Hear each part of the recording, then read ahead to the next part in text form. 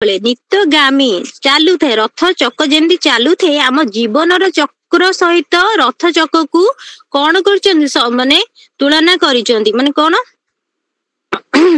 ସମତୁଲ କରିଛନ୍ତି ନା ଆମର ଜୀବନ ଆମେ ଜନ୍ମ ଠାରୁ ମୃତ୍ୟୁ ପର୍ଯ୍ୟନ୍ତ ଆମ ଜୀବନ ଚକ୍ର ଯେମିତି ବୁଲୁଛି ଯେତେ ଭଲ କାମ କରିଥିବା ସେଇ ଅନୁସାରେ ଫଳ ପାଇବା, ଯେତେ ଖରାପ କାମ କରିଥିବା ସେଇ ଅନୁସାରେ ଫଳ ପାଇବା, ସେତେ ଖରାପ ହବ ଆମର ମୃତ୍ୟୁ। ତ ସେଇ କଥା କହୁଛନ୍ତି ରଥର ଚକ ସବୁବେଳେ ବୁଲୁଥାଏ, ସେମିତି କଣ ହେଇଛି ଆମ ଜୀବନର ଚକ ସବୁବେଳେ ବୁଲୁଛି, ସବୁବେଳେ ଦିନରୁ ଦିନ ଆୟୁଷ କ୍ଷୀଣ ହେଇ ହେଇ ଯାଉଛି, ସରି ସରି ଯାଉଛି ବୋଲି କହୁଛନ୍ତି। ଆମେ କଣ ପାଇଁ ଗର୍ବ କରୁଛେ? ଆମେ ଦିନେ ମରିବା, ଧନ ସମ୍ପତ୍ତି ଆମର ସବୁ ଅକାରଣ, କିଛି କାରଣରେ ଲାଗିବ ନାହିଁ। ତାପରେ କହୁଛନ୍ତି ରଥ ଚକ ସହିତ କାହିଁକି ତୁଳନା କରୁଛନ୍ତି ନା ଆମ ଜୀବନ ସେଇଭଳିଆ ଚାଲୁଛି, ମାନେ ଗଡି ଗଡି ଚାଲିଛି। ଆମେ ଭାବୁଛେ ଆମର ଗୋଟେ ପ୍ରଥମ ବର୍ଥଡେ ମାନେ କେତେତମ ବର୍ଥଡେ, ଧରକର ତମର 14ତମ ବର୍ଥଡେ ଗଲା, 14ତମ ବର୍ଥଡେରେ କଣ ତମେ ଖୁସି ହଉଛ କି ମୋ ଜନ୍ମଦିନ ଆସିଲା, କିନ୍ତୁ କଣ ତମର ଆଉ ଗୋଟେ ବର୍ଷ ସରିଗଲା, ବୁଝିପାରୁଛ ତ? ରଥର ଚକରେ ତମର ଆଉ ଗୋଟେ ବର୍ଷ ସରିଯାଉଛି, ପୁଣି ବର୍ଥଡେ ଆସିବ, ପୁଣି ଆଉ ଗୋଟେ ବର୍ଷ ସରିଯିବ, ତମେ ଖୁସି ହଉଛ, କିନ୍ତୁ ପ୍ରକୃତରେ ଯିଏ ଜୀବନର ମାନେ ବୁଝିଛି ସିଏ କଣ ଦୁଃଖ କରିବ କି ମୋର ଗୋଟେ ବର୍ଷ ସରିଗଲା।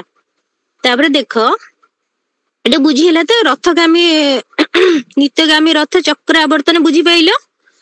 ହଁ ମ୍ୟାମ୍। ଆଚ୍ଛା ନ ବୁଝିପାଇଲେ ପଚାରିବ, ମୁଁ ପଢିବାର ତଣ୍ଟି କଣ ହଉଛି। ଆୟୁ ସୂର୍ଯ୍ୟ ଯାଏ ତଳେ ଯେତେ ଗଡି ତୁମ୍ଭ ମାୟା ଯାଏ ଛାୟା ପରି ବଢି। କଣ କହୁଛନ୍ତି ନା ଆୟୁ ରୂପକ ସୂର୍ଯ୍ୟ, ଏଠାରେ ସୂର୍ଯ୍ୟ କଥା କହିଛନ୍ତି କିନ୍ତୁ କଣ ପାଇଁ କହିଛନ୍ତି ପିଲାମାନେ? ସୂର୍ଯ୍ୟ ପୂର୍ବ ଦିଗରେ ଉଦୟ ହୁଏ, ଅସ୍ତ କେଉଁ ଦିଗରେ ହୁଏ ନା ପଶ୍ଚିମ ଦିଗରେ। ତ କଣ ହୁଏ ସକାଳ ସମୟରେ ସୂର୍ଯ୍ୟ କଣ କରେ ଛାଇ କିଛି ଜଣା ପଡେ ନା, ମଧ୍ୟାହ୍ନ ସମୟରେ ଛାଇ ଆମର ଟିକେ ବଢେ, ଆଉ ସୂର୍ଯ୍ୟାସ୍ତ ପରେ କଣ ହୁଏ ଛାଇଟା ଆମର ଖରାବେଳେ ଯେତିକି ଛାଇ ଟିକେ ମାନେ ବୃଦ୍ଧି ହୁଏ, ଟିକେ ବଢେ, ତାପରେ ସନ୍ଧ୍ୟା ସମୟରେ ଆଉ ଟିକେ, ଯେତେବେଳେ ରାତି ଯାଏ ଛାଇଟା ବେଶୀ ଦେଖାଯାଏ। ତ ସେଇ କଥା କହୁଛନ୍ତି ନା କଣ ଏ ଆୟୁ ରୂପକ ସୂର୍ଯ୍ୟ ଯେତିକି ବଢେ ତା ଛାଇଟା, ଯେତେବେଳେ ସୂର୍ଯ୍ୟାସ୍ତ ହେଇଯାଏ ବେଶୀ ଛାଇଟା ବଢି ବଢିଯାଏ, ସକାଳ ସମୟରୁ ଖରାବେଳ ତାପରେ ରାତି, ଖରାବେଳେ ଟିକେ ତାର ଛାଇଟା ବଢେ, ତମେ ଯେତେବେଳେ ଠିଆ ହେଇଥିବ ଦେଖିବ ଟିକେ ଜଷ୍ଟ ଛାଇଟା ତମର ପଡୁଥିବ, ରାତିରେ ଦେଖିବ ତମ ମାନେ ଶରୀର ଠାରୁ ତମ ଛାଇଟା ଅଧିକ ଦେଖାଯାଏ, ଦେଖାଯାଏ କି ନାଇଁ, କି ଅନୁଭବ କରିଛ କେବେ? ହଁ ମ୍ୟାମ୍। ତ ସେଇ କଥା କହୁଛନ୍ତି ତୁମ୍ଭ ମାୟା ଯାଏ ଛାୟା ପରି ବଢି। ଏଇ ଯୋଉ ତମର ମାୟା, ତମେ ଏଇ ଯୋଉ ଧନ ସମ୍ପତ୍ତି ସଞ୍ଚୁଛ, ତମେ ଖାଲି ମାୟା କରୁଛ, ତୁମ ମାୟା କଣ କରୁଛି ଏଇ ସୂର୍ଯ୍ୟ ରୂପ ଯୋଉ ସୂର୍ଯ୍ୟଙ୍କର ଛାଇ ପରି ତମ ମାୟା କଣ କରୁଛି ବଢି ବଢି ଯାଉଛି।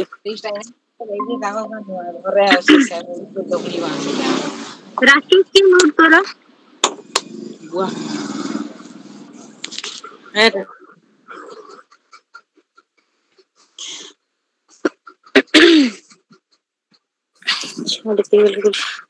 ତ କଣ କହୁଛନ୍ତି ଆୟୁ ସୂର୍ଯ୍ୟ ଯାଏ ତଳେ ଯେତେ ଗଡି ତୁମ୍ଭ ମାୟା 21 ମିନିଟ୍ ସରି ସାରିଛି, ତ ଏତେ ଲେଟରେ କଣ ବୁଝିବ ଜଏନ କରୁଛ? ଦେଖ ଆୟୁ ସୂର୍ଯ୍ୟ ଯାଏ ତଳେ ଯେତେ ଗଡି, ତଳକୁ ସୂର୍ଯ୍ୟଙ୍କର ଛାଇଟା ତଳକୁ ଗଡି ଗଡି ଯାଏ, ତ ସେଇ କଥା କହୁଛନ୍ତି ସୂର୍ଯ୍ୟାସ୍ତ ସମୟରେ ଛାଇଟା ବଢି ବଢି ଯାଏ, ଖରାବେଳ ଠାରୁ ସନ୍ଧ୍ୟା ପର୍ଯ୍ୟନ୍ତ ଯେତିକି ଛାଇ ବଢି ବଢି ଯାଏ, ତୁମ ମାୟା ସେମିତି ମାୟା ରୂପକ ଛାୟା କଣ କରୁଛି ବଢୁଛି, ତମେ ଯେତିକି ବୃଦ୍ଧ ହଉଛ ତମର ମାୟାଟା କଣ କରୁଛି ସେତିକି ବଢି ବଢି ଯାଉଛି ବୋଲି କହୁଛନ୍ତି। ତମେ ଆହୁରି ବଞ୍ଚିବାକୁ ଚାହୁଁଛ, ଆହୁରି ଧନ ସମ୍ପତ୍ତି ଅର୍ଜିବାକୁ ଚାହୁଁଛ, କେମିତି? ଏ ପାପ ବିତ୍ତ ଦ୍ଵାରା ପ୍ରଜା ମାନଙ୍କ ଠାରୁ ଛଡେଇକି, ହେଲା। ତ ତାପରେ କଣ କହୁଛନ୍ତି ମାୟା ଚେର ତଳେ ଭେଦିବ ଯେତିକି ଅନ୍ତକ ରଗଡେ ଝିଙ୍କିବ ତେତିକି। କଣ କହୁଛନ୍ତି ମାୟା ଚେର, ତମର ଯୋଉ ମାୟା ରୂପକ ଚେର ତଳେ କଣ ଭେଦିବ, ଯେତିକି ଭିତରକୁ ଯିବ, ଜାଣିଛ ତମେ ଗୋଟେ ଗଛ ତାର ଚେରଟା କଣ ହୁଏ ଭିତରକୁ ଯାଏ, ତ ସେ ଚେରଟା ଯେତେ ଗଛ ବଡ ହବ ଭିତରକୁ ଭିତରକୁ ଯିବ, ତ ତାକୁ ଯେତେବେଳେ ଉପାଡିବାକୁ ଚାହିଁବ ସେ ଉପାଡିଲା ବେଳକୁ କଣ ହବ ମାନେ ତାକୁ ବହୁତ ବଳ ପ୍ରୟୋଗ କରିବାକୁ ପଡେ। ତ ସେମିତି ତମେ ଯୋଉ ଏଇ ପ୍ରଜା ମାନଙ୍କ ଠାରୁ ଧନ ସମ୍ପତ୍ତି ହଡପୁଛ, ତ କଣ ହଉଛି ନା ଯାହା ଦ୍ଵାରା ଦିନେ କଣ ହବ ଅନ୍ତକ, ଅନ୍ତକ କହିଲେ କାଳ ବା ଯମ କଣ କରିବ ତମର ଏଇ ଚେରଟାକୁ କଣ ରଗଡେ ପୁରା ଜୋରେ ଝିଙ୍କିବ, ସେମିତି ଝିଙ୍କିବ ଯେତେ ଦୂରକୁ ତମ ଚେର ଯାଇଥିବ ସେତିକି କଣ କରିବ ନା ତାକୁ କଣ କରିବ ଜୋରେ ପୁରା ଝିଙ୍କିବ। ତମର ଗୋଟେ ଜାଗାରୁ ଆସିବାକୁ ଇଚ୍ଛା ନଥିବ, ତମକୁ ଜଣେ ଭିଡିକି ଆଣୁଥିବ, କେତେ ମନ କଷ୍ଟ ହବ। ତ ସେଇ କଥାଟା ଏଠି କୁହାଯାଉଛି। ମାୟା ଚେର ତଳେ ଭେଦିବ ଯେତି, ତମର ମାୟା ତମର ଲୋଭ ଯେତିକି ତଳକୁ ଭେଦି ଭେଦି ଯିବ ସେତିକି ଯମ ତମକୁ ସେତିକି ଝିଙ୍କିବ, ସେତେ ଜୋରେ ଝିଙ୍କିବ। ତ କହୁଛନ୍ତି ସେ କଠିନ ଝିଙ୍କା ଝିଙ୍କିରୁ ନିସ୍ତାର, ଲାଭ ଲାଗି ଆଗୁ ହୁଅ ହୁସିଆର। କହୁଛନ୍ତି ସେ କଠିନ ଝିଙ୍କା ଝିଙ୍କିରୁ, ସେ ଯୋଉ ତମକୁ ଜୋରେ ଜଣେ ଝିଙ୍କିବ ସେ ନିସ୍ତାର, ସେକୁ କଣ କର ନା ସେ ନିସ୍ତାର ରକ୍ଷା ପାଇବାକୁ ହେଲେ ତମେ କଣ କର ନା ଲାଭ ଲାଗି ଆଗୁ ହୁଅ ହୁସିଆର। ସେଥିରୁ ତମେ ବଞ୍ଚିବା ପାଇଁ କଣ ହୁଅ ଆଗୁରୁ ତମେ କଣ ହୁଅ ହୁସିଆର ହୁଅ, ପ୍ରଥମରୁ ତମେ କଣ ହୁଅ ଭଲ କର୍ମ କର ବୋଲି କହୁଛନ୍ତି। ତମେ ମାନେ ଜାଣିଛ ଗୋଟେ ଛୋଟ ଛୁଆ ଗୋଟେ ଧର୍ମ କର୍ମରେ ମନ ଦିଏ, ସେତେବେଳେ ଘର ଯେକୌଣସି ଲୋକ ତୁ ଛୋଟ ଛୁଆଟା କଣ ପାଇଁ ଏତେ ଧର୍ମ କର୍ମରେ ଏତେ ମନ ଦଉଛୁ, ସେଥିପାଇଁ କଣ ହେଇଛି ନା ବୃଦ୍ଧ ବୟସ ପଡିଛି ବୋଲି କୁହନ୍ତି। କିନ୍ତୁ ନା, ଧର୍ମ ସବୁବେଳେ ଛୋଟ ବେଳୁ ତମେ ଯଦି ଠାକୁରଙ୍କ କାମରେ ବା ସମସ୍ତଙ୍କ ପ୍ରତି ଯଦି ଭଲ ଆଚରଣ କରିବ ତାହେଲେ ସେଇଟା ତମର ଜୀବନ ସାରା କାମ ଦବ। କାହାକୁ ଯଦି କେବେ କନ୍ଦେଇବନି, ସବୁବେଳେ ସମସ୍ତଙ୍କ ମୁହଁରେ ହସ ଫୁଟେଇବାକୁ ଚେଷ୍ଟା କରିବ। ବୁଝି ହଉଛି ତ? 99 ଆଚ୍ଛା। ବେଳ ଥାଉ ଥାଉ ଅରଜି ଧରମ, ଜନ୍ମ ଅନୁରୂପେ ଦେଖା କରମ। କହୁଛନ୍ତି ବେଳ ଥାଉ ଥାଉ। ହଁ ହଁ କୁହ। ଆପଣଙ୍କୁ ବେଶୀ ଭଲ ହେଲା ବୋଲି ଅଲଗା ଦିନ କ୍ଲାସ କରମା? ନାଇଁ ଆଜି କରିବ ମାନେ ମୋର ଥଣ୍ଡା ଟିକେ ରହୁଛି ତ ଦେହରେ, କିଛି ନାହିଁ। କହୁଛନ୍ତି ବେଳ ଥାଉ ଥାଉ ଅରଜି ଧରମ, ଜନ୍ମ ଅନୁରୂପେ ଦେଖା କରମ। କହୁଛନ୍ତି ବେଳ ଏବେ ବି ବେଳ ଅଛି, ବେଳ ଥାଉ ଥାଉ ଧର୍ମ ଅରଜ, ମାନେ ଧର୍ମ କାମ କର, ଧର୍ମ ନୀତି ଆଚରଣ କର। ତମେ ଜନ୍ମ ଅନୁରୂପେ, ତମେ ଯେଉଁ ଜନ୍ମ ପାଇଛ, କେଉଁ ଜନ୍ମ? ଆମେ ମଣିଷ ଜନ୍ମ ପାଇଛେ ପିଲାମାନେ। ତମେ ଜାଣିଛ ଆମେ 84,000 ଜନ୍ମ ନେଲା ପରେ ଯାଇକି ଆମେ ମଣିଷ ଜନ୍ମ ପାଇଛେ। କେତେ କୀଟ ପତଙ୍ଗ କେତେ ଜନ୍ମ ପାଇଥିବା, ତାପରେ କୀଟ ପତଙ୍ଗ ଜନ୍ମ ପାଇଥିବା, ସେଥିରେ ମୃତ୍ୟୁବରଣ କରିଥିବା, ତାପରେ କେତେ ଜନ୍ମ ଲଭିଲା ପରେ ତାପରେ ଯାଇକି ଆମେ 84,000 ବର୍ଷ ପରେ ଯାଇକି ମଣିଷ ଜନ୍ମ ପାଇଛେ। ତ ଏଇ ଜନ୍ମଟା ଆମର ଦୁର୍ଲଭ। ତ ଆମେ ସେତିକି ଭଲ କାମ କରିଛେ ବୋଲି ପୁଣି ଏ ଧରା ପୃଷ୍ଠରେ ମଣିଷ ଜନ୍ମ ପାଇଛେ। ହେଲା, ସେ କଣ କହୁଛନ୍ତି ଜନ୍ମ ଅନୁରୂପେ ଦେଖା କରମ। ଆମେ ଯୋଉ ଜନ୍ମ ପାଇଛେ ସେହି ଜନ୍ମ ଅନୁସାରେ ଆମେ ଭଲ କର୍ମ କରିବା ଉଚିତ। ମୁଁ ରାଜା ଘରେ ଜନ୍ମ ହେଇଛି, ତ ମୋର ନୀତି କଣ? ପ୍ରଜା ମାନଙ୍କର ସୁରକ୍ଷା କରିବା କି ନାହିଁ? ତ ମୁଁ ଜମିଦାର ଘରେ ଜନ୍ମ ହେଇଛି, ତ ମୁଁ କିଛି ଭଲ କାମ କରିଛି, ମୁଁ ସମସ୍ତଙ୍କର ହିତ ସାଧନ କରିବି। ମୁଁ ସାଧାରଣ ଘରେ ଜନ୍ମ ହେଇନି, ସାଧାରଣ ଘରେ ଜନ୍ମ ହେଇଥିଲେ ମୁଁ କାହାର କେମିତି ହିତ ସାଧନ କରିଥାନ୍ତି? ମୁଁ ସେ ରାଧାନାଥ ଏଇ ଉଚ୍ଚ ବଂଶଜ ମାନଙ୍କୁ କହିବାର କାରଣ କଣ? କାରଣ ସେମାନେ ସେହି ମାନେ ସମସ୍ତଙ୍କର ହିତ ସାଧନ କରିବେ। ସେ ବଡ ବଂଶରେ ଜନ୍ମ ହେଇଯିବ, ରାଜା ବଂଶରେ ଜନ୍ମ ହେଇଛନ୍ତି, ଜମିଦାର ବଂଶରେ ଜନ୍ମ ହେଇଛନ୍ତି। ତ ସେଥିପାଇଁ ଏଇମାନଙ୍କୁ କହୁଛନ୍ତି ତମେ ତ ଭଲ ଉଚ୍ଚ ବଂଶରେ ଜନ୍ମ ହେଇଛ, ତମେ ଭଲ କାମ କର। ତମେ ମଣିଷ ଜନ୍ମ ହେଇଛ ଭଲ କର୍ମ କରିବା ପାଇଁ। ତମ ପାଖରେ ସେ ପାୱାର ଅଛି, ତମେ ସମସ୍ତଙ୍କର ହିତ ସାଧନ କରିପାରିବ। ତମେ ସେଇ ଅନୁସାରେ କାମ କର ବୋଲି କହୁଛନ୍ତି।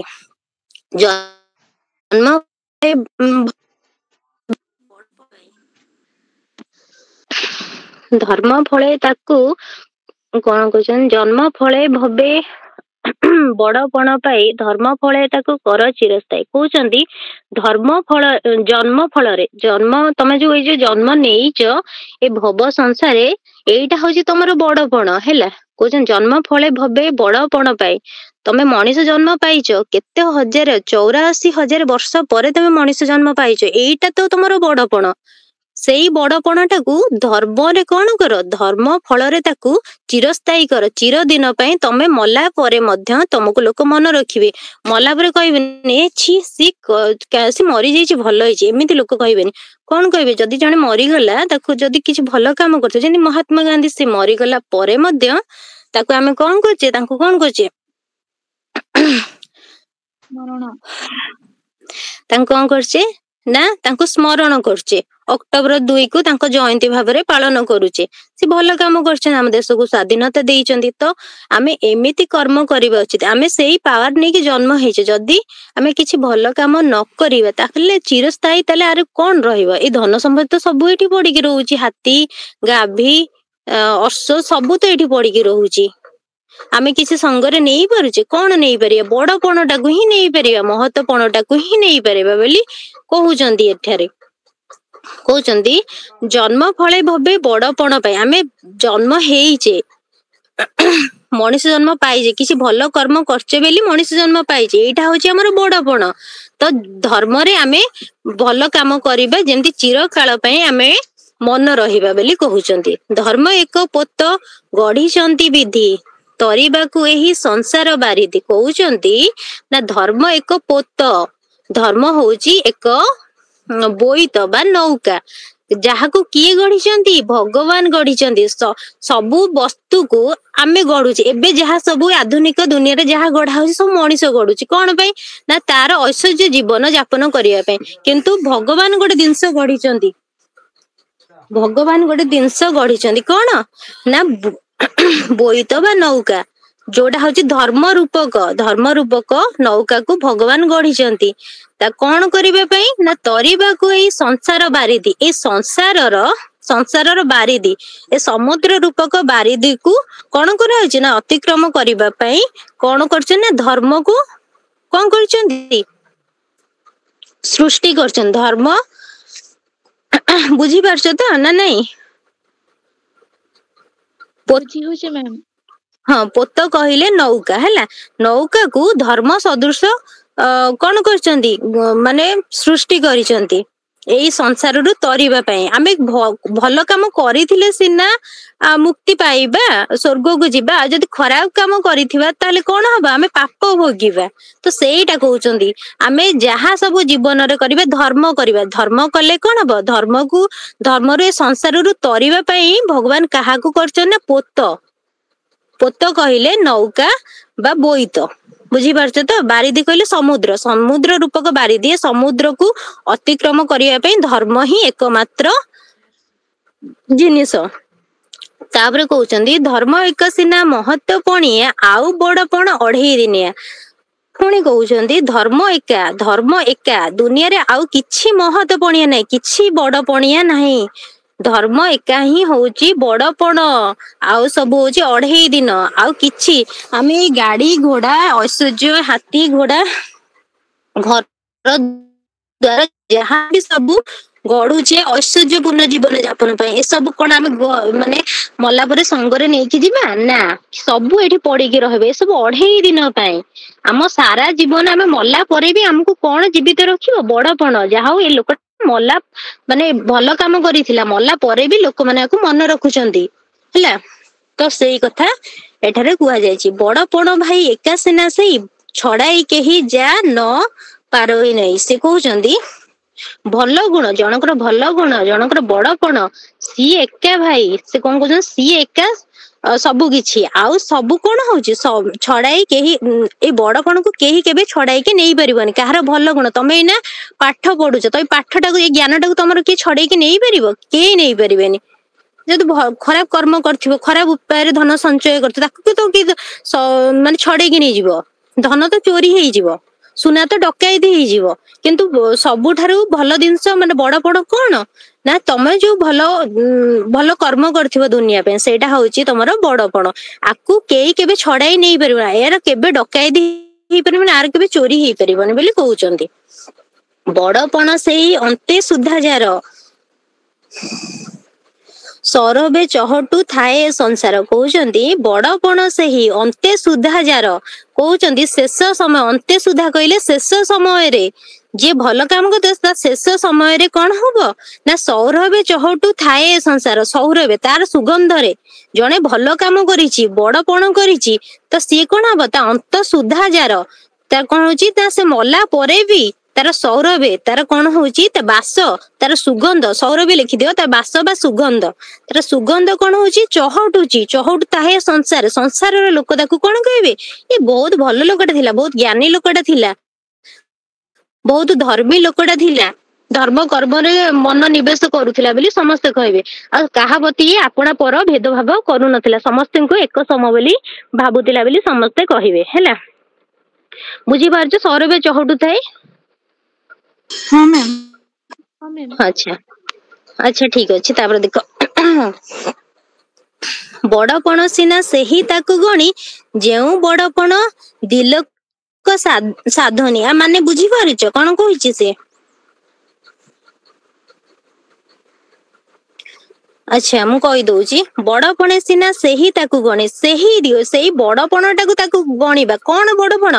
ସେ ମାନେ ସବୁ ଗୁଣ ମଣିଷର ଗଣା ଯାଏନି, କେବଳ ଭଲ ଗୁଣ ଟାକୁ ମଣିଷର ଗଣାଯାଏ। ତାହେଲେ ସେଇ ଭଲ ଗୁଣ ଟା କଣ ନା ଯେଉଁ ବଡପଣ ଦିଲୋକ ସାଧନୀ। ଯୋଉ ବଡ ଜାଣିଛ ତିନୋଟି ଲୋକ ଅଛି, ସ୍ୱର୍ଗ ନର୍କ ପାତାଳ, ତିନୋଟି ଲୋକ ଅଛି। କିନ୍ତୁ ଏଠାରେ ଦିଲୋକ ସାଧନୀ କହିଛି, ଦି ଲୋକ କହିଲେ ସ୍ୱର୍ଗ ଆଉ ମର୍ତ୍ୟ, ଯୋଉଠି ଆମେ ଜୀବିତ ଅଛୁ। ଆଗରୁ ପିଲାମାନେ ସତ୍ୟ ଯୁଗରେ କଣ ହଉଥିଲା, ଯିଏ ଭଲ କର୍ମ କରୁଥିଲେ ସେ ସ୍ୱର୍ଗକୁ ଯାଉଥିଲେ, ଆଉ ଯିଏ ଖରାପ କାମ କରୁଥିଲେ ସେ ନର୍କ ଭୋଗୀ ହଉଥିଲେ। ନାଇଁ ସରି ଭୁଲ କହିଦେଲି, ଯିଏ ଖରାପ କାମ କରୁ ବା ଭଲ କାମ କରୁ ସମସ୍ତେ ସ୍ୱର୍ଗକୁ ଯାଉଥିଲେ, ସେଠି ତାଙ୍କର ହିସାବ ନିକାଶ ହଉଥିଲା। କିନ୍ତୁ ଏଇଟା କଳି ଯୁଗ, ଏଠାରେ କଣ ହଉଛି ନା ଯିଏ ଖରାପ କାମ କରୁଛି ସେ ଏଇ ଜନ୍ମରେ ଜୀବିତ ଅବସ୍ଥାରେ ହିଁ ତା ଦଣ୍ଡ ଭୋଗିକି ହିଁ ଯିବ। ତାଙ୍କର କହିବା ଅର୍ଥ ଟା ହଉଛି ଏଇଆ, ଆମେ ଖରାପ କାମ କରୁଛୁ କିନ୍ତୁ ଏଠି କଣ ହବ ନା ଆମେ ଜୀବିତ ଅବସ୍ଥାରେ ଏଇଠି ହିଁ ଭୋଗିକି ତା ଦଣ୍ଡ ଟା ଯିବା। ସେ କହୁଛନ୍ତି ଯେଉଁ ବଡପଣ ଦିଲୋକେ ସାଧେନି, ଆମେ ବଞ୍ଚିଥିବା ଅବସ୍ଥାରେ ଏଠି ଭୋଗି ଯିବା, ଆଉ ମଲା ପରେ ବି କଣ ହବ, ସ୍ୱର୍ଗରେ ସମସ୍ତେ କହିବେ ଯାହା ହଉ ଏ ଲୋକଟା ଭଲ କର୍ମ କରିକି ଆସିଥିଲା, ସ୍ୱର୍ଗଗାମୀ ହେଇଛି ବୋଲି କହିବେ। ବୁଝିପାରୁଛ ତ? ଦିଲୋକ ସାଧନୀ କହିଲେ ବୁଝିପାରୁଛ? ମାନେ ମର୍ତ୍ତ୍ୟପୁରରେ ବି ଭଲ କାମ କରିଛି। ହଁ ମର୍ତ୍ତ୍ୟପୁରରେ ବି ଭଲ କାମ କରିଛି। ଦି ଲୋକ, ଆମର ତିନି ଲୋକ, ସ୍ୱର୍ଗ ନର୍କ ପାତାଳ। କିନ୍ତୁ ଏଠାରେ ତିନି ଲୋକ କିନ୍ତୁ ଏଠାରେ ଦି ଲୋକ କଥା କୁହାଯାଇଛି। କଣ ନା ସ୍ୱର୍ଗ ଆଉ ମର୍ତ୍ତ୍ୟ। ମଣିଷ ଏ କଳି ଯୁଗରେ ଯେତେ ଖରାପ କାମ କରୁ କଣ ହବ ନା ଏଇ ଦେହରେ ହିଁ ସେ ଭୋଗିକି ଯିବ। ଆଜି ଭାବୁଥିବ ହଁ ମୁଁ କିଛି ମୋର ହବନି, କିନ୍ତୁ ତାର ଶେଷ ସମୟରେ ହୁଏତ ସେ ଭୋଗିକି ଯିବ। ଯେତେ ତାକୁ ଭାବୁଥିବ ମୋ ପୁଅ ଅଛି, ମୋ ଝିଅ ଅଛି, ମାନେ ମୁଁ ଯାହାକୁ ଭଲ ପାଉଛି, ମୋ ମନର ମଣିଷ ଅଛି, ଯାହା ବି ଭାବୁଥାଉ ସବୁ କିଛି ତା ଠାରୁ ଛଡେଇ ନିଆଯିବ, କିଛି ତା ପାଖରେ ରହିବନି। ଯଦି ସେ ଭଲ କର୍ମ କରିଛି ତ ମଲା ପରେ ବି ସ୍ୱର୍ଗରେ କଣ ହବ, ତାର ବାହା ହବ, ଯାହା ହଉ ଏ ଲୋକଟା ଭଲ କର୍ମ କରିଛି। ଆଉ ମନ୍ଦ କର୍ମ କରିଥିଲେ ଏ ଲୋକ ତାକୁ ଦେଖିବେ, କହିବେ ଛି ଏ ଲୋକଟା ମରିଯାଇଛି ହିଁ ଭଲ ହେଇଛି କହିବେ। ଦେଖ ତାପରେ ଦେଇଛି, ସେଇ ସିନା ବଡପଣ ଯହିଁ ଲାଗି ଅନ୍ତକର ବଜ୍ର ଦନ୍ତ ଯାଏ ଭାଙ୍ଗି। କହୁଛି ସେଇ ସିନା ବଡପଣ। କଣ ବଡପଣ? ଯାହା ଲାଗି ଅନ୍ତକର ବଜ୍ରଦନ୍ତ ଯାଏ ଭାଙ୍ଗି। ବଜ୍ରଦନ୍ତ ପଥର ଭଳିଆ ଦନ୍ତ, ଅନ୍ତକର କହିଲେ ଯମର ଯୋଉ ପଥର ଭଳିଆ ଦାନ୍ତ କଣ ହବ ନା, ତମେ ଯଦି ଏତେ ଭଲ କାମ କରିବ ଯମର ତା ଦାନ୍ତ କଣ ଭାଙ୍ଗି ହେଇଯିବ, ତମ ଦଣ୍ଡ ଦବା ପାଇଁ ତାର ସାମର୍ଥ୍ୟ ରହିବନି। ଯମ କଣ କରେ ନା ସିଏ ସବୁବେଳେ ଲୋକମାନଙ୍କର କିଏ କେତେ ଭଲ କାମ କଲା ଖରାପ କାମ କଲା ଦଣ୍ଡିରେ କଣ କରେ, ତାକୁ ହିସାବ ନିକାଶ କରେ। ସିଏ ଦେଖିଲା ତମେ ବଡପଣ ଅଛି, ତମେ ଭଲ କର୍ମ କରିଛ, ତ ତାର ସାମର୍ଥ୍ୟ ନାହିଁ ତମକୁ ଦଣ୍ଡ ଦବା ପାଇଁ। ଯଦି ଦଣ୍ଡ ଦବ ତାର କଣ ହେଇଯିବ, ତା ଦନ୍ତ ଭାଙ୍ଗିଯିବ, ଦଣ୍ଡ ସେ ଦେଇପାରିବ ନାହିଁ। ତମେ ଏତେ ଭଲ କାମ କରିଛ ଯେ ତମକୁ ଦଣ୍ଡ ଦେଇପାରିବ ନାହିଁ। ଅନ୍ତକର ଲେଖ ଯମ। ବଜ୍ର ଦନ୍ତ ହୋଇ ବଜ୍ର ପଥର ସଦୃଶ। ସେଇ ବଡପଣେ ବଳା ମତିକି, କାଳ ନ ପାରିବ ପଶି ଯା କତିକି। ସେଇ ବଡପଣ ବଳା, ସେଇ ବଡପଣ ମନରେ କର, ଯାହା କଣ କରିବ ନା କାଳ ବି ତମ ପାଖକୁ ପଶି ପାରିବନି। ପଶିଲେ କଣ ହବ, କାଳ ପଶିଲେ କଣ ହବ? ଆରେ କହୁନ କାଳ ପଶିଲେ କଣ ହବ? ମୃତ୍ୟୁ। ଆରେ ତା ଦନ୍ତ ଭାଙ୍ଗିଯିବ ଏଠି କହିଛି ବା। ତମର ଏମିତି ବଡପଣ କର ଯାହା ଫଳରେ କଣ ହବ ନା ଅନ୍ତକର ବଜ୍ର ଦନ୍ତ ଯାଏ ଭାଙ୍ଗି। ଅନ୍ତକର କହିଲି ବା, ଅନ୍ତକର ହଉଛି ଯମ ତମେ ଏତେ ଭଲ କାମ କର, ଯମ ତମକୁ ଦଣ୍ଡ ଦବାକୁ ଯଦି ଚାହିଁବ ବି ତା ଦାନ୍ତ ଭାଙ୍ଗିଯିବ, ସେ ତମକୁ ଦଣ୍ଡ ଦେଇପାରିବନି। ଖରାପ କାମ କଲେ ସିନା ଯମ ଦଣ୍ଡ ମିଳେ, ଭଲ କାମ କଲେ। ଆରେ ଯମର ଦଣ୍ଡ କଣ ହଉଛି କହିଲ, ଭଲ କର୍ମ କଲେ ବି ଜଣେ ମରିବ, ଆଉ ଖରାପ କର୍ମ କଲେ ବି ଜଣେ ମରିବ। କିନ୍ତୁ ସ୍ୱର୍ଗ ନର୍କ ଅଛି, ନର୍କରେ କଣ ହୁଏ ଯମଦଣ୍ଡ ମାନେ ସେଠି ଯୋଉ କୁହାଯାଏ ଆମର ପୂର୍ବରେ ଅଛି ଯୋଉ ଖରାପ କର୍ମ କଲେ ତେଲ କରେରେ ଛଣା ହୁଅନ୍ତି, ଯୋଉ ବିଭିନ୍ନ ପ୍ରକାର ଦଣ୍ଡ ଦିଆଯାଏ, ତ ଏଇଠି ସେଇ କଥା ହିଁ କୁହାଯାଏ। ମୃତ୍ୟୁ ତ ସମସ୍ତଙ୍କର ଅଛି, ପ୍ରତି କ୍ଷଣରେ ମୃତ୍ୟୁ ଅଛି, କିନ୍ତୁ ଭଲ କର୍ମ ପାଇଁ ଭଲ ମାନେ ସ୍ୱର୍ଗକୁ ଯିବ, ସ୍ୱର୍ଗରେ ସମସ୍ତେ ବାହା ବାହା କରିବେ, କିନ୍ତୁ ମନ୍ଦ କର୍ମରେ କଣ ହୁଏ, ତାକୁ ବିଭିନ୍ନ ପ୍ରକାର ଶାସ୍ତି ମିଳେ। ତ ଏଠି ସେଇ କଥା କହୁଛି, ତମେ ଯଦି ଭଲ କର୍ମ କରିବ ଯମ ବି ତମର ମୃତ୍ୟୁ ସିନା ହେଇଯିବ, କିନ୍ତୁ ତମକୁ କିଛି ପ୍ରକାର ଶାସ୍ତି ମିଳିବ ନାହିଁ। ବୁଝି ହଉଛି ନା ବୁଝି ହଉନି? ହେଉଛି ମ୍ୟାମ୍। ଆଚ୍ଛା, ନ ବୁଝିପାରିଲେ ପଚାରିବ, କନଫ୍ୟୁଜ ହୁଅନି, ମତେ ବାର ବାର ପଚାର ପଛେ କନଫ୍ୟୁଜ ହୁଅନି। କହୁଛି ସେଇ ବଡପଣ ବଳାଅ ମତିକି, ମତିକି ମନରେ, ସେଇ ବଡପଣ ବଳାଅ ମନରେ ସୃଷ୍ଟି କର ସେଇ ବଡପଣ, କାଳ ନ ପାରିବ ପଶି ଯା କତିକି। କାଳ ମଧ୍ୟ ଯଦି ଭଲ କର୍ମ କରିଥିବ କାଳ ପଶି ପାରିବନି ବୋଲି କହୁଛି। ତାପରେ କହୁଛି ହେଳା କର ନାହିଁ ପାଇ ଏ ସୁବିଧା, ଲଭିବାକୁ ସେଇ ବଡପଣ ନିଦା। କହୁଛି ହେଳା କର ନାହିଁ ପାଇ ଏ ସୁବିଧା, ସୁବିଧା କଣ ପାଇଁ? ଏଇ ମଣିଷ ଜନ୍ମ ପାଇଛ ତମେ, ତମେ ଧର୍ମ କର୍ମ କର, ସମସ୍ତଙ୍କ ପ୍ରତି ଭଲ ଆଚରଣ କର, ତମେ ବା ମଣିଷ ଜନ୍ମ ପାଇଛ, ମଣିଷର ବିବେକ ଅଛି। ତମେ ପଶୁ, ଆଚ୍ଛା ପଶୁ ବି କଣ କରୁଛି, ଖାଉଛି, ଖାଦ୍ୟ ଖାଉଛି, ମଳ ତ୍ୟାଗ କରୁଛି, ତାର ବଂଶ ବୃଦ୍ଧି କରୁଛି। ମଣିଷ ବି ମଳ ତ୍ୟାଗ କରୁଛି, ଖାଦ୍ୟ ଖାଉଛି, ଶୋଉଛି, ବସୁଛି, ପଶୁ ଯାହା କରୁଛି ମଣିଷ ମଧ୍ୟ ସେଇଆ କରୁଛି। କିନ୍ତୁ ପଶୁ ମଣିଷ ଭିତରେ ପ୍ରଭେଦ କଣ? ମଣିଷ ବିବେକୀ, ସିଏ ଭୁଲ ଆଉ ଠିକ ର ପ୍ରଭେଦ ଜାଣିପାରେ। ତ ଏଠାରେ ସେଇ କଥା କହୁଛନ୍ତି, ହେଳା କର ନାହିଁ ପାଇ ଏ ସୁବିଧା, ତମେ ଏ ସୁବିଧା ପାଇଛ, ତମେ ପଶୁ ଭଳି ଜନ୍ମ ହେଇନ, ତମେ 84,000 ବର୍ଷ ପରେ ମଣିଷ ଜନ୍ମ ପାଇଛ। ତମେ ଏ ଜନ୍ମକୁ ପାଇକି ତମେ ସମସ୍ତଙ୍କୁ ଦୁଃଖ ଦେଇକି ଜନ୍ମକୁ ହେଳା କର ନାହିଁ, ତମେ କଣ କର, ଏ ଜନ୍ମର ସୁବିଧା ଉଠାଅ, ମାନେ ସମସ୍ତଙ୍କ ପ୍ରତି ଭଲ ଆଚରଣ କର। ଯେହେତୁ ତମେ ମଣିଷ ଜନ୍ମ ପାଇଛ, ତମେ ବିଜ୍ଞ, ତମେ ସବୁ କଥା ଜାଣିପାରୁଛ, କୋଉଟା ଭଲ କୋଉଟା ମନ୍ଦ ସବୁ ତମେ ତ ଜାଣିପାରୁଛ, ତମେ ପୁଣି କଣ ପାଇଁ ଭୁଲ କରୁଛ ବୋଲି କହୁଛନ୍ତି। ଲଭିବାକୁ ସେଇ ବଡପଣ ନିଦା, ପ୍ରକୃତ ବଡପଣ ପାଇବାକୁ ହେଲେ ଆମକୁ କଣ କରିବାକୁ ହବ? ସମସ୍ତଙ୍କ ପ୍ରତି ଭଲ ବ୍ୟବହାର କରିବାକୁ ହବ ବୋଲି କହୁଛନ୍ତି। ଲଭିବା କହିଲେ ପାଇବାକୁ, ନିଦା ବଡପଣ କହିଲେ ପ୍ରକୃତ ବଡପଣ, ଯୋଉଟା ଯଥାର୍ଥ। ସଂସାରର ତୁକସାର ବଡପଣ, ଲାଳସାରୁ ନିଅ ବାହୁଡାଇ ମନ। କଣ କହୁଛନ୍ତି? ସଂସାରରେ କଣ କହୁଛ, ଏ ମିଛ ବଡପଣକୁ ଦେଖାଅ ନାହିଁ। ଏ ମିଛ ବଡପଣ ହଉଛି କଣ ନା ମୂଲ୍ୟହୀନ। ତୁକ ସାର ପିଲାମାନେ ଲେଖିଦିଅ, ମୂଲ୍ୟହୀନ। ତୁକ ସାର କହିଲେ ମୂଲ୍ୟହୀନ। ସଂସାରରେ ଏଇ ଯୋଉ ତମେ ବଡିମା ଦେଖୁଛ, ଏଇଟା ସବୁ ମୂଲ୍ୟହୀନ। ସଂସାରରେ ଏଇ ବଡପଣ ଦେଖୁଛ, ମୁଁ ଏଇ ରାଜାର ପୁଅ, ମୁଁ ଏଇ ରାଜାର ଝିଅ, ମୁଁ ଏଇ ଜମିଦାର ଝିଅ, ମୋ ପାଖେ ଏତେ ସମ୍ପତ୍ତି ଅଛି, ମୋର ଏତେ ଗାଡି ଘୋଡା ଅଛି, ଏ ସବୁ କଣ ବ୍ୟର୍ଥ, ମୂଲ୍ୟହୀନ। ତୁକ ସାର କହିଲେ ମୂଲ୍ୟହୀନ। ଲେଖିପାରୁଛ ନା ଲେଖିପାରୁନ? ଆଚ୍ଛା, ତୁକସାର ଲାଳସାର ନିଅ ବାହୁଡେଇ ମନ, ସମସ୍ତଙ୍କ ଧନ ସମ୍ପତ୍ତି ଲୁଟିବାରୁ କାହାକୁ ଦୁଃଖ କଷ୍ଟ ଦେଇକି ତମେ ଖୁସି ହୁଅ ନାହିଁ। ଏସବୁ ଲାଳସାରୁ ନିଜ ମନକୁ ବାହୁଡାଇ ନିଅ, ନିଜକୁ କଣ କରେ ଏସବୁ ଠାରୁ ଆଡେଇ ନିଅ ବୋଲି କହୁଛନ୍ତି। ଉଦାସୀନ ନେତ୍ରେ ଦୁନିଆର ମାନ, ଦେଖି କର ମନ ଧର୍ମ ଏକତାନ। କଣ କହୁଛନ୍ତି? ଉଦାସୀନ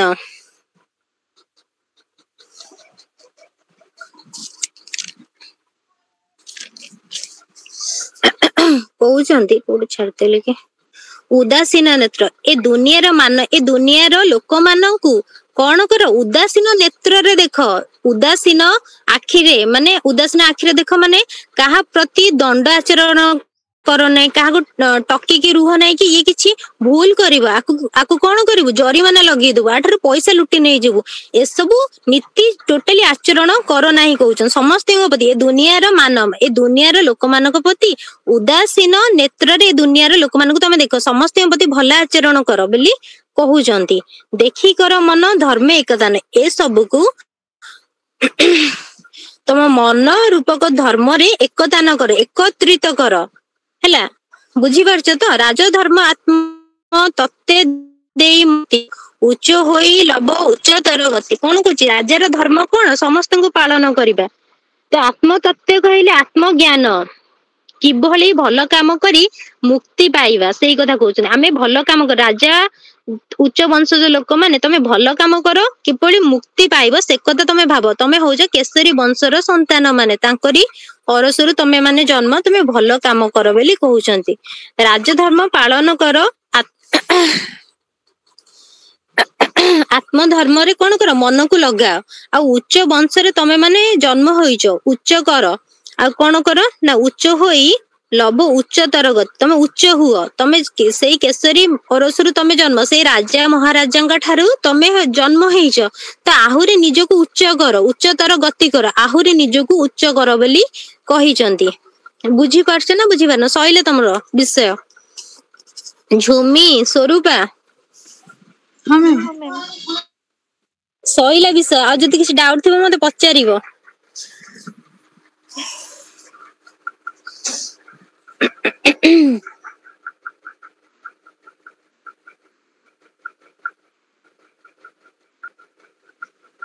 ହୁଁ, ଆଉ କଣ ଡାଉଟ୍ ଅଛି ଯଦି ଲାଷ୍ଟ ପଚାର ମତେ।